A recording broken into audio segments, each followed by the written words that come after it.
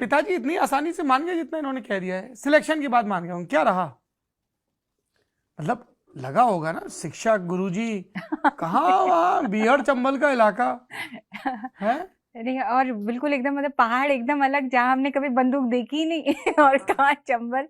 Even हमारी शादी के दौरान जब हम लोग पहुंचे तो वहाँ सारे के सारे लोग दुनाली कंधे पे लटका के चल रहे हैं और शादी में दाएं दाएं गोलियां। हम बारात में जा रहे हैं, घोड़ी बैठे हुए हैं, और मतलब ऐसी शादी हुई थी जो मतलब बेस्ट शादी हुई थी हमारी नज़र में हमारी, क्योंकि हर आदमी आया था। हमने 1200 से 1500 लोगों को बुलाया था, 3,500-4,000 लोग आए थे। हमने नहीं बुलाया 1000 लोगों को, खाना बनवाया 1500 का, आ गए 4,500 और खाना चट रैली थी, मतलब रैली थी रैली वो। थी। नहीं, और वहां से वो हम लोग स्टेज पर है और मनोज वहां से फोन करे, आलू में पानी मिलाओ, आलू में पानी मिलाओ। खत्म हो रहे हैं वहां से। बहुत बढ़िया भाई, उसने कहा जाने नहीं देना, चाहे जो करना पड़े, पानी मिला मिलो। अरे हमने ना हमारे आईजी को बुलाया था। आईजी सर आके स्टेज पे बोलते हैं, मनोज सुनो 500 रुपए निकालो। अब हमें समझ में नहीं आया कि गिफ्ट तो हमें देना चाहिए, वो मांग क्यों रहे हैं। तो वो बोलते हैं सुनो, अब घर जाऊंगा, बीबी तो खाना देगी नहीं, तुम्हारे यहाँ खाना खत्म हो चुका है, पैसे दो, बाहर खाता हूँ। पता मैंने क्या बोला फिर अपने दोस्तों से, जब जितने भी सब सिलेक्ट, जो लड़के सिलेक्ट, तब मेरा हमारे ग्रुप में पहला बंदा था जो सिलेक्शन हुआ था, बाकी सब लोगों का तब तक नहीं हुआ था। तो मैंने सबको बुलाया, दीपेंद्र कुशवाहा हमारी गाड़ी चला के ले गया था। तो बोलता है कि यार गाड़ी सजी नहीं तुम्हारी, शादी के बाद जो सजती है। मैंने कहा सारे फूल ले लो, सजा दो जो स्टेज पे लगे हैं। तो मैंने उनको बोला कि भाई खत्म हो जाए। ये अच्छी स्कीम है गुरु। हाँ स्टेज के फूल गाड़ी की सजावट में काम आ सकते हैं, इस पे ध्यान नहीं है अभी तक हम लोगों का। हाँ, तो मैंने उसको बोला भाई खाना खत्म हो रहा है, और इसके बाद जयमाला के बाद खाना हम दोनों को खाना है, और एक फोटो खिंचवाना है खाना खिलाते हुए दूसरे को। खाना रखवा देना अंदर में जाके। मतलब आपका ध्यान स्टेज पे नहीं था, अगले स्टेप पे था। वाह।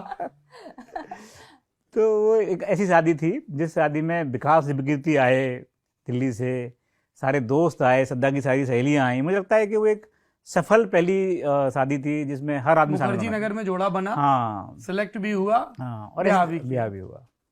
बहुत बढ़िया मनोज शर्मा जियो। वही है कि जब आपके पास पार्टनर अच्छा हो, स्पेशली लड़कियों के लिए मुझे लगता है वो बहुत जरूरी है कि आपका लाइफ पार्टनर बहुत अच्छा होना चाहिए, क्योंकि आप जब दिन भर जूझ के और अपन एक टीम में। और मेरा फिर बोलना है, ये श्रद्धा ने जो बोला है बहुत सही बात बोली है।